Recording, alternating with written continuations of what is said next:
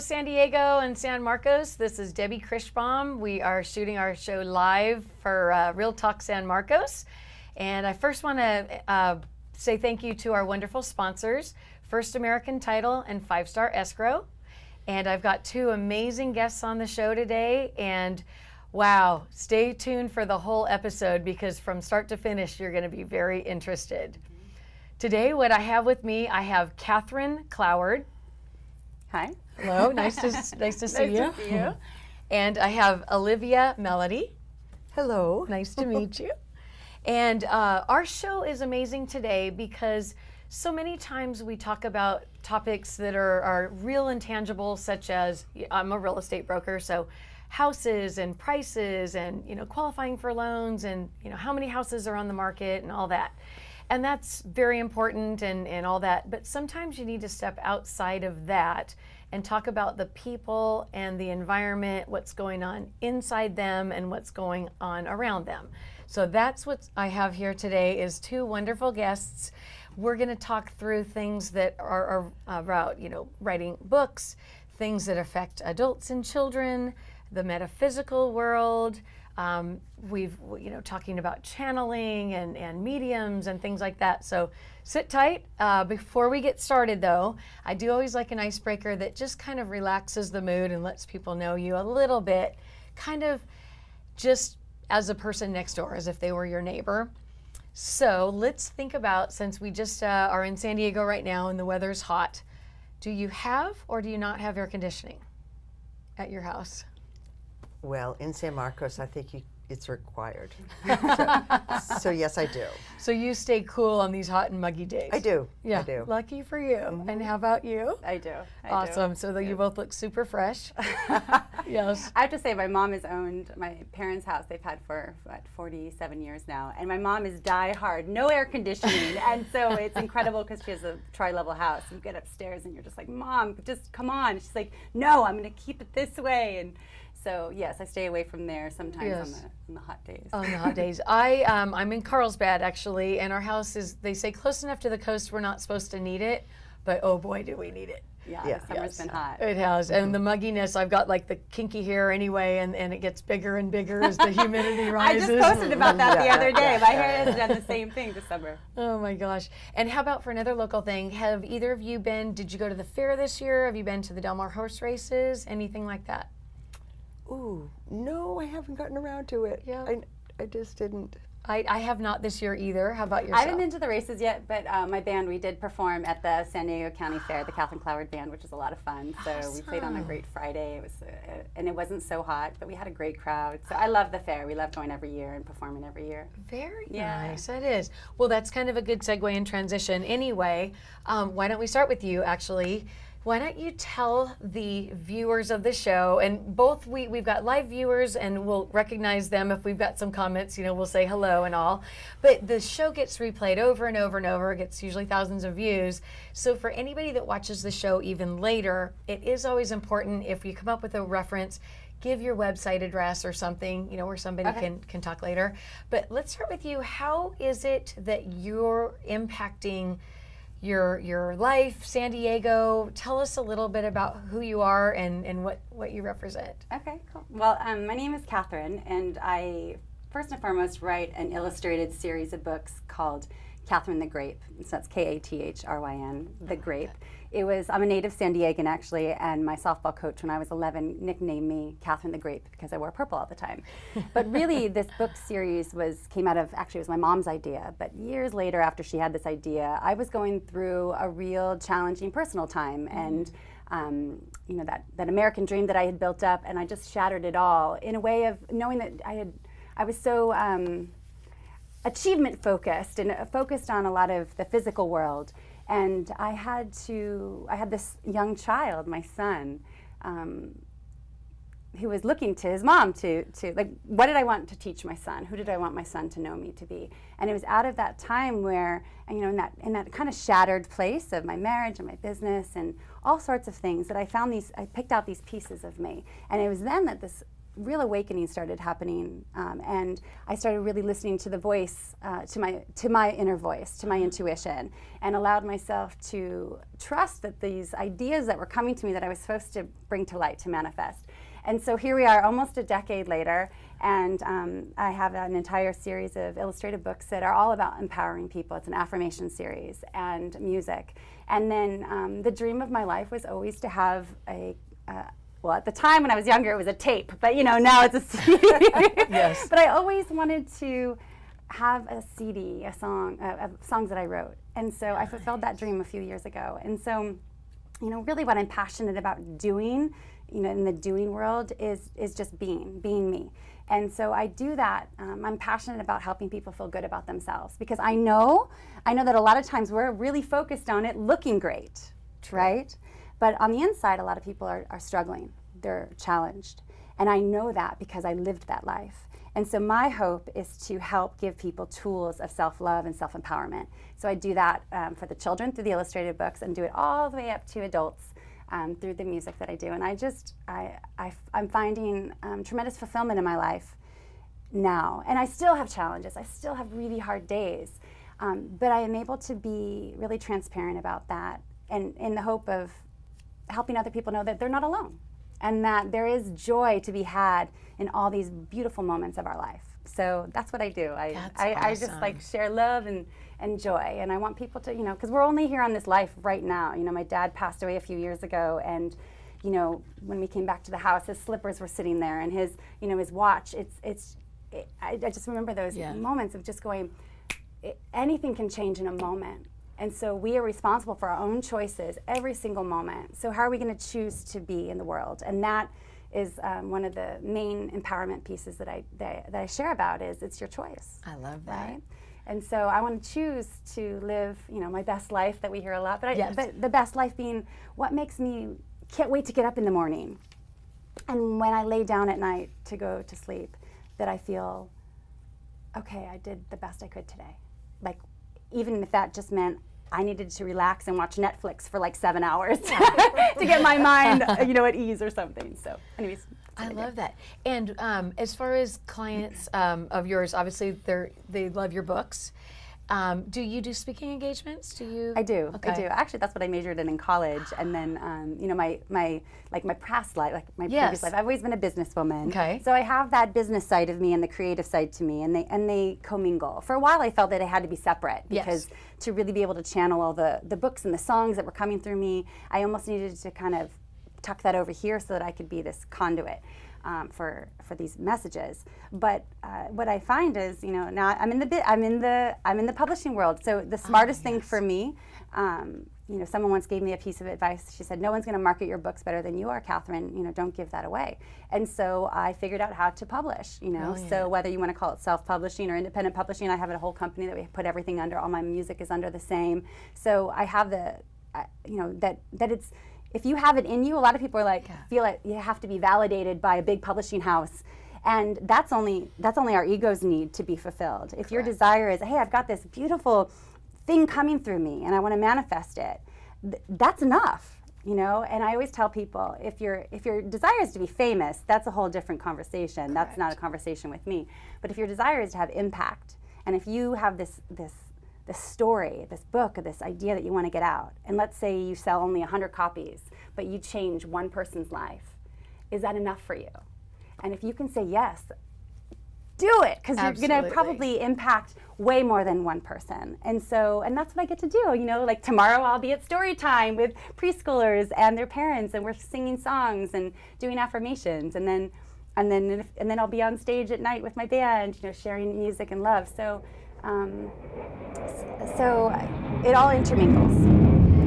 And when you even say, like, with your band, you mentioned, what are some of the local venues that you've played at? Your band's pretty good, from what I hear. Yes. No, and it's fun. We're having a great time. We have fun. Like, focusing on the fun is the most important, but we're very professional. I think that's one of the things that I really love when venues, review us. Like, we're professional.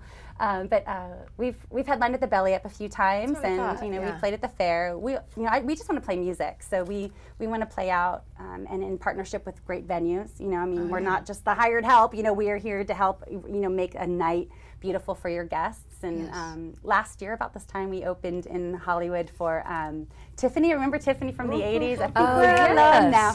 So we opened for her at the Whiskey A Go Go. That was super fun. So we're just having a great time. And whether we're performing for a smaller crowd or a bigger crowd, our hope is just that people walk away going, that was inspiring. We want to leave people with a good feeling. And what venue or what type of music would you describe it as if somebody's never heard it? Well, I definitely have. We're kind of framing it more as Americana pop rock because my influences are anywhere from like the Pat Benatar Go-Go's of the 80s, right? The women rock, but then also I have this really solid foundation in country folk music because I love storytelling. So I love the lyrical storytelling and folk music. Very nice. And then my band, they have strong influences in rock and 90s music. So we weave all that together. And we play cover songs. So our cover songs range generations, which is super fun. Because then when we do private parties, people are like, oh, wait, we love With or Without You from U2. Or, oh my gosh, we love Tom Petty. So that is neat. It's just fun. And so really, if you were describing, what you decided to do when you grew up, is you basically said to the corporate world, no, thank you, I've had it enough. I'm fulfilled with abundance now, and you're just kind of spreading joy through your music, through your writings. Yeah, well, and not to minimize, I absolutely desire for Catherine the Grape to be this global brand. Yes, right? agreed. And yes. so I've been very smart about protecting her, Correct. Trademarking her, copywriting her. But also I didn't sell out, because I feel that I have been gifted with this responsibility.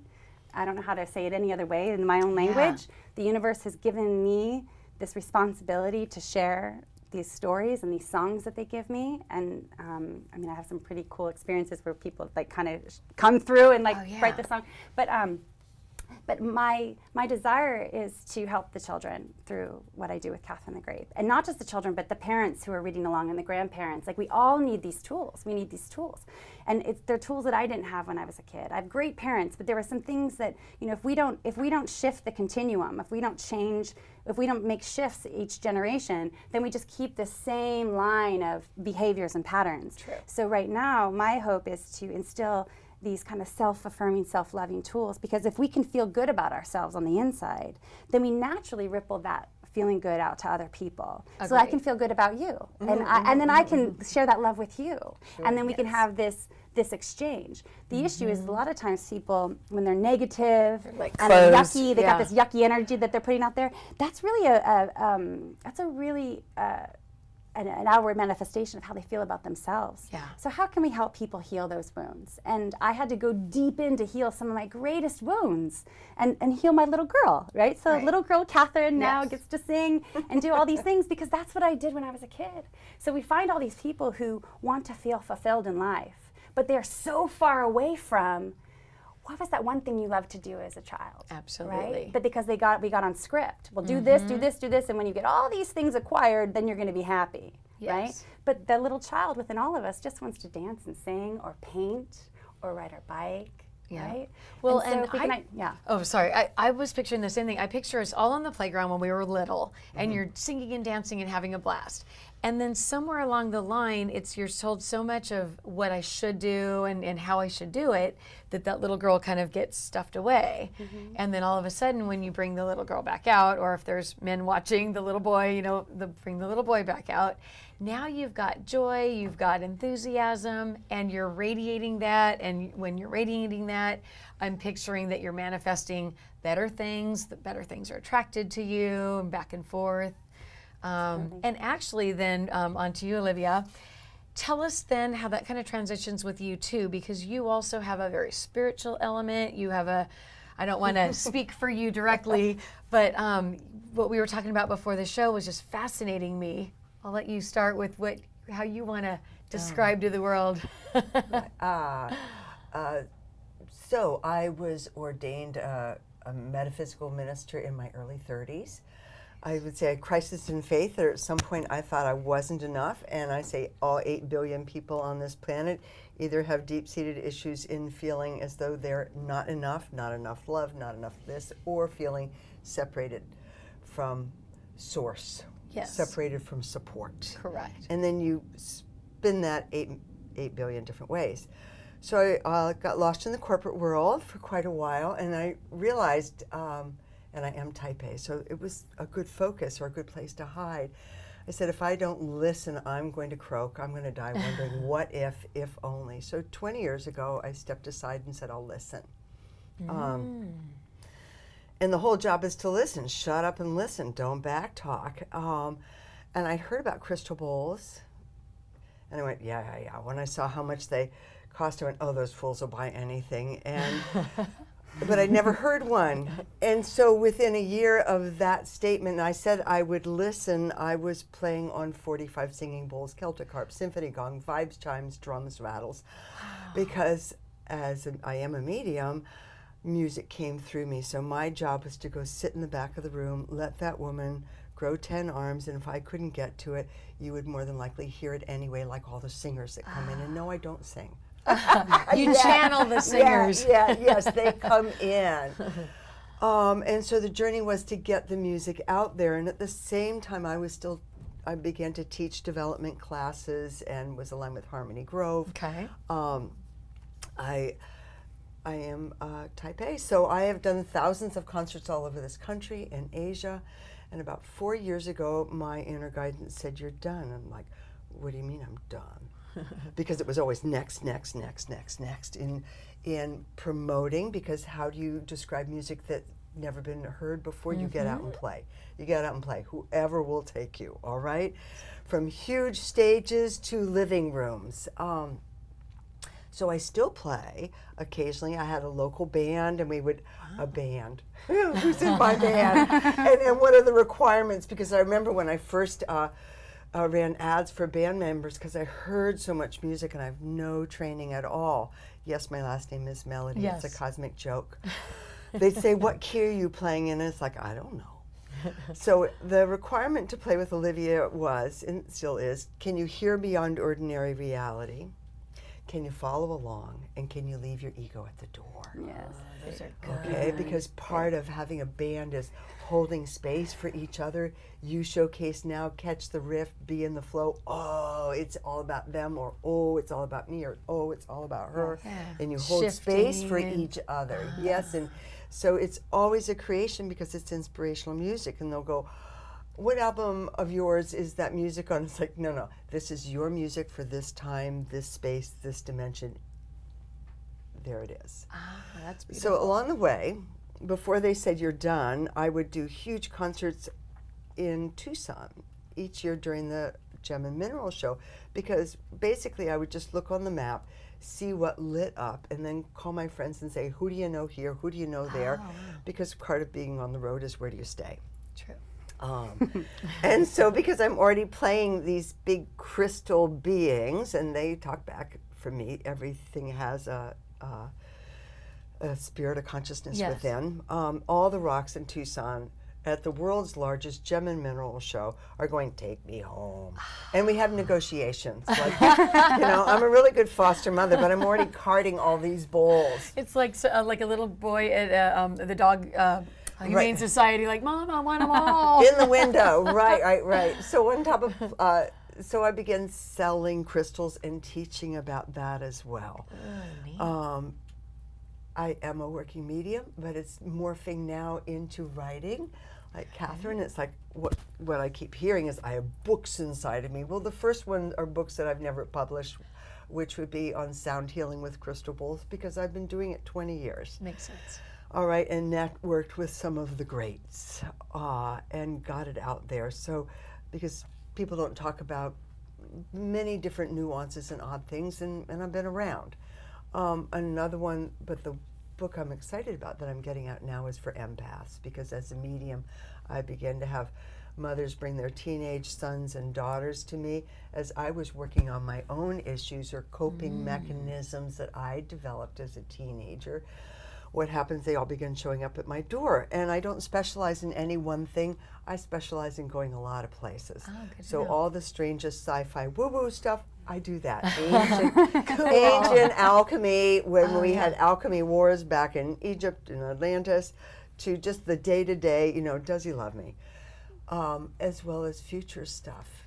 So past and future. Yes, Okay. yes. And so they began bringing their teenage kids and why? They'd been to all the doctors and they couldn't find out what's wrong with them, or they'd given them these bizarre diagnoses.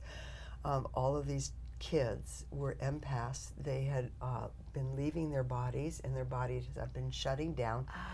Leaving their bodies, meaning when you feel spacey, kind of aloof, out of it, that's a coping mechanism for empaths, because empaths suck up everyone's energy like sponges and can't differentiate.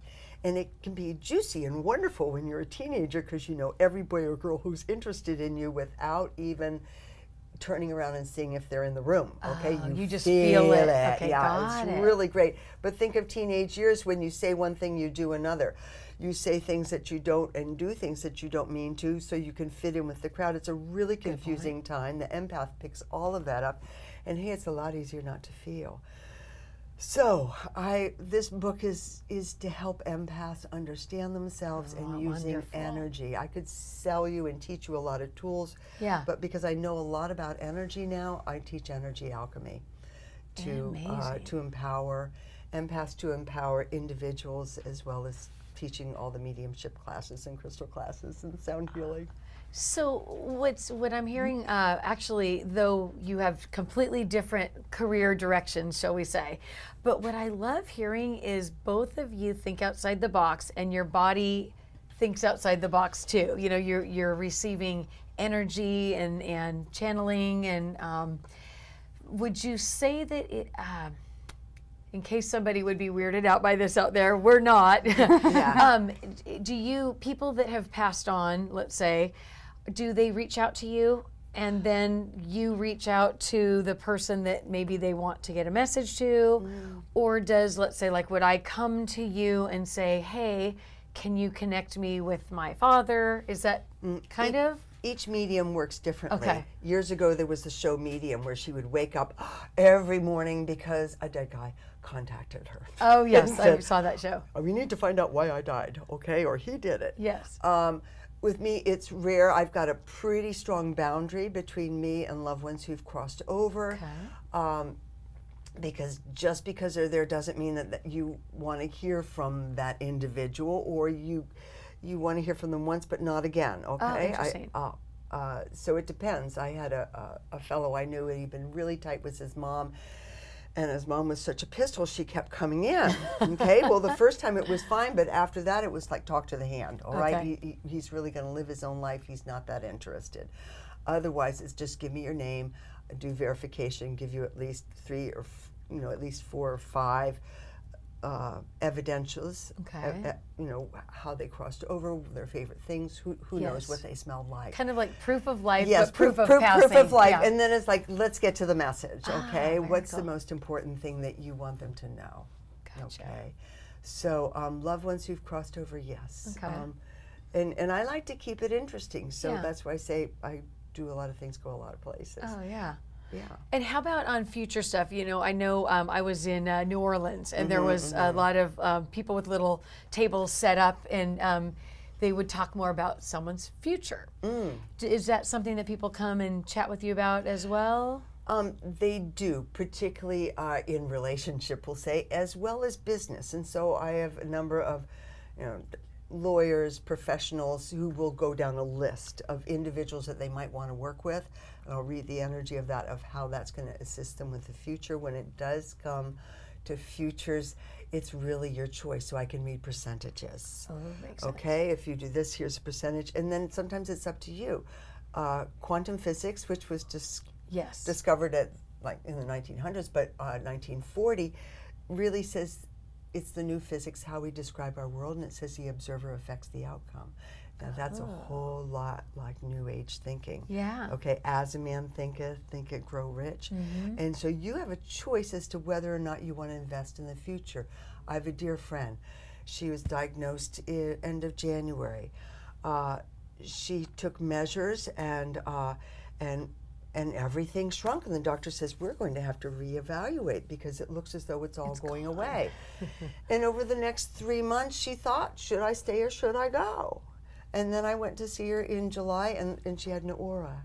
Oh, no. Okay, so your aura is your energy Yeah, field talk out about here. That. I love this. I just went, and Edgar Cayce will talk about how they tell in his books how the elevator door opened and no one on the elevator had an aura, so he like let that elevator go by. Well, and Okay. I can see auras too, which kind of has freaked some people out, so I don't talk about it so much. Right. But I'm not sure. So you're saying some people don't have an aura When around you're them. getting ready to pass, whether you know it or not, whether you're going to interesting. get hit by a truck tomorrow, whether you're going to have an aneurysm this afternoon, Oh my goodness. okay, your aura begins to shrink about 3 weeks out, 3-4 weeks out, getting smaller and smaller and smaller. fascinating. Okay, kind of like the engine powering down. Yeah. So even with somebody getting hit by a bus, I mean, something that has nothing to do with a health Right, it's already going down. crisis. It's already going down. So yes. one would even say And that your body knew that was going to happen. It is, and as a medium, when you feel something, huge and traumatic is going to happen, there's diplomacy, and I teach ethics, Okay, lots of yes. laws and ethics, and that is you what it really is what comes out of my mouth, but it's almost life review. It's like life is short. Life is short. Let's forgive. Let's clean things up. Yeah. Let's take care of business. Wow. So that you feel better or worse, particularly people who have huge emotional issues, just because you stay longer in the in-between, the waiting room, purgatory, bardo. Oh, yeah. Well, and to include you both in this too, because as we were talking backstage or whatever, it's an open topic. Where do you stand then on, I know you've talked about, that you past life regressions and stuff. Where do you stand in the mindset of, do you think that you're here one time and then you pass on to the pearly gates? Do you feel like there might be, you visit twice, 3 times, 50 times? Do you have an opinion on that? I do actually have an opinion on that. And I think that that's a major reprogramming that a lot of us, in this day and age, we're taught to believe a certain way. And we put a lot of value in the teachings in which we've been taught. And we plant a stake in the ground on that. And almost taboo to talk about anything different. Yeah, I'm like going Yeah, but the thing is these natural spiritual gifts that we all have, and the ability to see messages, which is clairvoyancy, hearing it, clairaudiency, and clairsentience, which a lot of us usually have that gut instinct. But I do believe that the veil is just right here. That my loved ones are just our loved ones are just hanging out with us. And I don't find it weird to talk about. In fact, our children are very in tune to this. We teach them. We teach from a very early age for our children not to trust their instinct, not to trust their intuition, not to trust what they see. And in fact, it was my son who really helped me awaken to this, because he was playing with this butterfly in his room one day, right? And he was talking to somebody. He was 3 years old, and he's at nap time. He's giggling and chatting with somebody in his room. And at that time, I started being more open to asking questions. I wasn't so confined to be like, that's scary, I don't want to talk about it. I was asking questions, and I was awakening at the time. And so anyways, I said, what do I do? He's like in there talking to somebody. And so my friend said, well, ask him who he's talking to. So later that night, my little 3-year-old son, we're playing patty cake. And I said, when mommy puts you to nap, who are you talking to? And he says, butterfly. And I said, one butterfly or many butterflies? He said, one, right? And then the next day, I met a woman named Jenny, who's one of my best friends, who is a medium. And but at the time, I was just going to see her for some spiritual guidance. And I was just so stuck in my life. And so she's channeling and doing all this stuff. And she says, she's saying all these things that could be interpreted in many ways. Right. Okay? And while I had all these truths coming at me, what I knew to be true versus what people were telling me to be true. So now I'm sitting with this woman who's telling me all this stuff that could be interpreted. And then she says, out of the blue, says, butterfly. Your grandma comes to your son and plays with him as a butterfly. And in that moment, I just got the good chills. Yes, and in that moment, there was no doubt whatsoever in me. Oh, yeah. And so in my Catherine the Grape series, Yes. Maggie the magical butterfly is my grandma. Brilliant. And I like so, that. and so she's with Catherine the Grape every step of the way because she's her that, and I teach that in the series. And so, to somebody who wants to see, these messages, and so people who are in this realm, they get it. Other people may be receiving it, but more on like a linear way. But so how do we help our children? How do we help our children cultivate those gifts without shutting them down? Because that's what we do. We were taught that. Our parents were taught that, so we shut it down. But as long as you believe the way we believe, then it's okay. Yeah, it's safe. And so instead of talking about what I believe, it's really just about what I experience. And so to know that, and then you talk about, I have 2 songs actually that, I have a song called Dorothy that I wrote on my Catherine Cloward album, where literally I was in my meditation space one day and I was thinking about my grandfather, and then poof, in came this energy, I can't say it, of this woman that I knew when I was a teenager who was in a convalescent home, and she just almost like, I don't know how to say it. It was like she was asking me to share this story for her, and so I wrote this song called Dorothy, which really was just sharing her story. I would never sit down to write a song about this woman that I had met 25 years before. But the why this story needed to come through me was because I felt a responsibility to share her story, but also that we have an aging community. Correct. Yeah. That there's vibrant and there's light in there. Some people and see age, and really there's a vibrancy that we need to engage between now and when Yes, we and it's so important. So, to cultivate these tools in our children, and I'm in that age group right now where I'm raising a child, and my mother, and being not a caregiver. My mom's very able, but being that force in her life to lift, as she's aging, and so that we can, that in America sometimes we're like, okay, as long as we all have our own little houses and we all live in our own little pods, we're fine. But we need to be more of that community essence.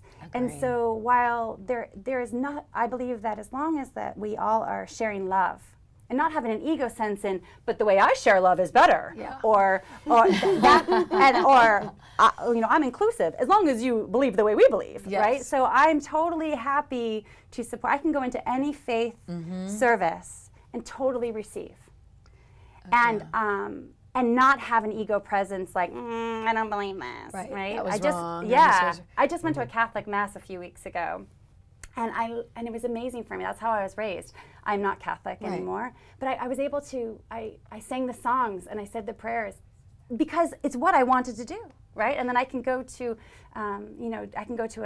other services at other faiths, and to be able to receive and allow the inspiration to come through. So as long as we're not going, I can only receive it this way, right? And so that's what Catherine the Grape is all about, is sharing these really important empowerment messages with people in an accessible mainstream way. So if somebody wants to know about the chakras, I teach that here.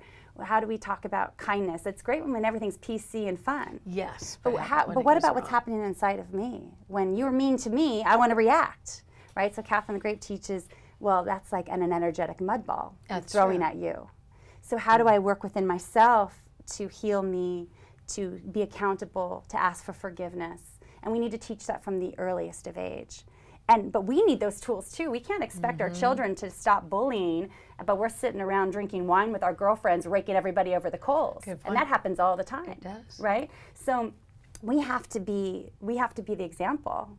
And it's often our kids who, they get it. They get it. And so that's why it's important for us all, for any age that we are dwelling in that place of acceptance and love of ourselves. Because when we can love ourselves, when I realize how hard life has been for me in many ways, that I can look at you and go, gosh, I'm sure I can be more compassionate to other people when I'm self-compassionate, right? So judgment comes out of negativity. Compassion and love comes out of a place of going like, man, I get it. And a lot of it too, it's interesting how just different people are connected together, because let's say the three of us sitting here today, you're one of your degrees, let's say, was in communications, right? And you're an ordained minister. My degrees are in fine art. Okay, yeah, see? 7 years of it. But I love that, because if you think about it, and then I have kind of almost both. I did speech communication was a degree, and then I got my master's in theology. Same kind of a thing. But I love art, watercolor and pastel, or not pastel, but oil painting and acrylic. But what I find is all of those kinds of things are communicating on different realms, different levels. You've got the artistic side that, your mind is open on the art side, communicating, you're listening and talking. But when you're hearing, let's say like a little kid, like you talked about, I had that too, where you'd hear your son, talking to the butterfly. And I had those kind of situations, and I'm thinking, oh my gosh, I had that with my son. Your stories, and when you have energy that it's as if you needed to write something and it came out effortlessly, not as if your hand is just moving like you're not really a part of it. But I have felt like I'm writing poems or songs or something, and it just flows way beyond to where I'll sit and look and go like, that's pretty good. Right. And that's called being in the flow. Okay. That is the Right. flow. That's literally it's the a constant. flow. So as I Yes. sit here and I wasn't really aware of a lot of what you guys were talking about before the show, I'm sitting here thinking, I bet you there's a lot of people out there who are also having aha moments Yeah. that we all often have been raised, and there's nothing wrong with it, being raised in a certain faith or a certain beliefs, but I feel like there's a movement right now that I'm aware of that maybe I wasn't aware of 10 years ago, that everybody's looking, going, I think there's more. I think it's bigger, and you're tapping on it right now with your education. So I want to make sure that everybody out there has ways of getting a hold of you both, because you're both fascinating. For sure, at the bottom, after the show's posted and whatnot, we'll definitely have, websites and places that you can get their books and all of the connections. But I love when everybody has kind of an opportunity to kind of wrap up and kind of give us a takeaway that people that didn't get to hear you for 5 hours, could know your most important thing. So I'll start with you. What would be like something that you want to make sure that you convey or you get across? Because there's just not enough time here. I'll say that mediumship isn't scary. I like that. I say the more I know I don't know. And having performed and served and done a tremendous amount of speaking and taught sermon development and speech without ever taking a class, because my dad used to do it and he literally will work through me. The whole piece is to, I think, just that to follow the inner promptings of your heart. We're not scary. I think the more I know, I say the more it's really about Buddhism. It's the middle path, having compassion for one another. The more you move out of judgment, the freer you are. And who are we the hardest with? Ourselves. Absolutely. And so a tremendous amount of my work with individuals in my counseling practice is really teaching, giving people tools, new paradigms, new ways to look at their former truths that were set in stone. And that's why I have classes if they do want to learn more. I like that. Yes, people are waking up. Everyone's getting more sensitive, some sooner than others, and they want to know why. Yeah, I agree. Yes. That's a great takeaway. Yeah. Thank you for that. How about you? What would you think, Catherine? see. For I don't know. I feel like I guess what I would love to leave people with is simplify. We've really cluttered our lives, and to declutter our minds and to allow ourselves to get down to the simple. I know there was an Albert Einstein quote where he says, if you can't explain it to a 6-year-old, you don't understand it yourself. oh, I love that. And so, Right. and that's pretty much what I do. Like I have these big life lessons. Like how do I possibly teach to love yourself as you uniquely are? Like how can I simplify that down to a 6-year-old to get that? But I feel that when we simplify, we're getting so much information at us all the time, and by our choice as well, by what we're looking at. But like even as simple as go into that closet in your house and all that stuff that you haven't worn in 5 years, or all that stuff that's just shoved in there, create space, right? So whether it's the closet in our house or our mind or our relationships, when we're holding on to relationships that are weighing us down and toxic, imagine if we just cut that cord and allow that freedom for that person to go on and so that there can be love in that space. That allows us to have space for other healthy relationships to present themselves, right? And so I think a lot of times we hold on to things, and whether it's and so if we can just simplify, Great. I think that would help a lot of and I know that helped me, you know, and so and just to get back down to like speaking of the 6-year-old, what did you like to do when you were 6? And just do that. Like yesterday, I actually had a really hard day yesterday. I had a very hard day. I could get into that, but we don't have time. Anyways, I was like, I want to feel free. I want to do something really fun. So I got on one of those bird scooters. I just discovered these things. I love these things. So I was like, I just want to go down to the marina and ride the bird scooter. And that's what I did. And so I invested $10 in myself, right? Like, Yes, and like going, cheap. yeah, like I just, and I just went all over the boardwalk, which is amazing. And I had the greatest And probably time. with no helmet either, right? I didn't have a helmet. I'm honest. Yes, freedom. But it felt good, and I knew I needed that. So Yep. sometimes we don't do what we need. We don't take out like 45 minutes of time Yeah. just to simplify and have fun and identify with that joy. And then all of a sudden, I magically felt better. And the Of ideas course. started coming to me, and I was unblocked because I was feeling the sense of freedom of just riding a scooter, you know? yeah. Like, and so anyways, that's what I would love to leave people with. And I love that. And that's a great ending for our show today, because I would say the same thing, and I don't want to take away from that wonderful ending, is we all come here to give a little bit of who we are to you, and we obviously really love what you give to us. And the more that we could each just realize that we're all people, just, you know, yes, I'm a real estate agent, and, you know, somebody's a mortgage broker, and someone's a plumber and a dentist and a doctor, but we're just important and very interesting people. And if we would just give each other a time to be listened to, a little bit less of this, more of this, and it's going to be better. So I feel so blessed to have these two gals on my show today. Thank you again to our wonderful sponsors for the opportunity, 5 Star Escrow and First American Title. I'm Debi Krichbaum, and we're signing off. We'll see you in a month. Thank you. Do you want to do the crystals to end? Oh yeah, I forgot that. Let's see if this is important too. Bring us back before this is like before the bloopers. Just kidding. That's Have her introduce what she's doing. brilliant. Yes, love that. Okay. For those of you who don't know a crystal bowl, here's one. They're actually a product of the semiconductor industry.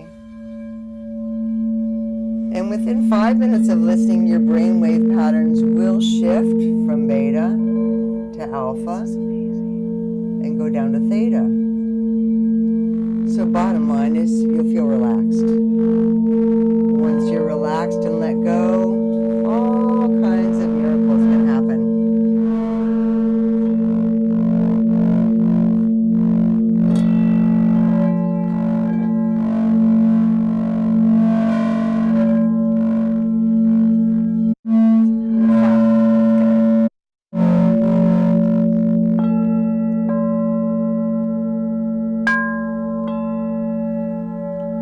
Now imagine what 45 sound like.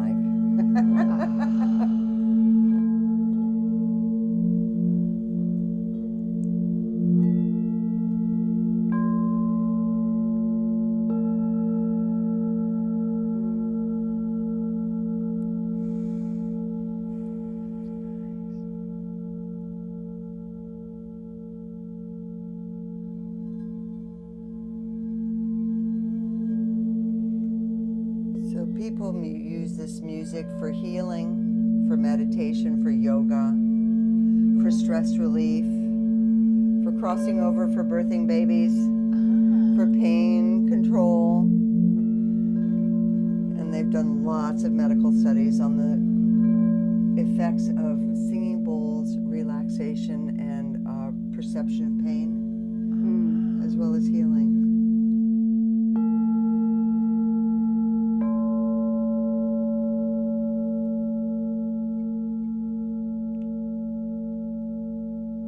Great, and I've got a concert coming up, so check out my website. I love that. That's a great ending for the website. Check her out. I will be there.